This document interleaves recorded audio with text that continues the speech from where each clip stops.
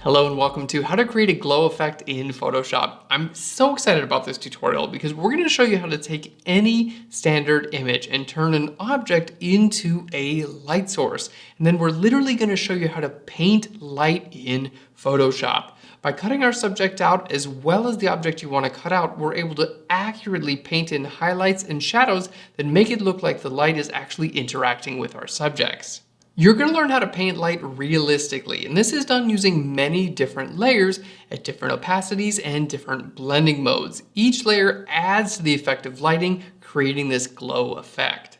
We're also going to show you how to completely recolor your photos, taking day photos and making them look like night, and then adding back that glow to give it the realistic lighting effect.